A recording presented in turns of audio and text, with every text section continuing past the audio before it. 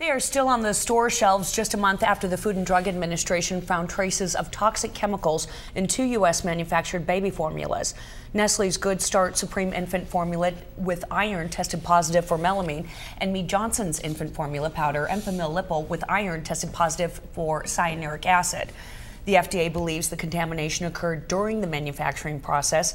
Melamine and cyanuric acid can be used legally in some food packaging and can rub off into the food from there. It's also part of a cleaning solution used on some food processing equipment. The FDA says the trace levels found in the formula are safe. The agency set a safety threshold of 1 part per million of melamine in formula as long as cyanuric acid is not present. The combination of the two together can be lethal. Many consumer groups, even the Illinois Attorney General, says the formulas in question should be pulled from stores. And both the new safety levels and the amount of the chemical found in U.S.-made infant formula are far below the amounts of melamine found in formula made in China, blamed for killing at least 3 babies and making thousands ill. While the FDA maintains even those trace levels are safe, we spoke with a lactation specialist who says there are a few extra steps parents and caregivers can take just to make sure.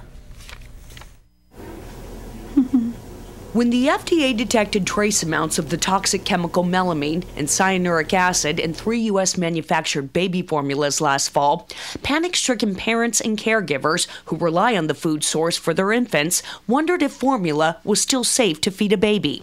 Good morning. While most health experts agree that baby formula is fine for feedings, they also say there are precautions parents and caregivers should take, but often don't. You hope that the consumer starts to get savvy and starts to recognize that infant formula is and never will be perfect. Nurse practitioner Christine Betzold is a lactation specialist. She says parents and caregivers shouldn't be frightened over formula, but rather focusing on serving up safety. Don't use a can that's broken or bent because those are more likely to be contaminated. Powdered formula is the most popular sold on the market. The problem with the formula that's powdered is we know it's not sterile. And when you feed it to a premature or a immunocompromised infant or a newborn, their immune system is so immature and undeveloped that they develop meningitis and serious infections from it. Not only can powdered formula come with contaminants, the water used to mix it can also be a dangerous ingredient. If you have lead pipes, then there's lead in your water. If the water supply is contaminated with bacteria, like the cryptosporidium problem there was in the Midwest, then that can be fed to your baby. If you use bottled water, there's no standards for our bottled water.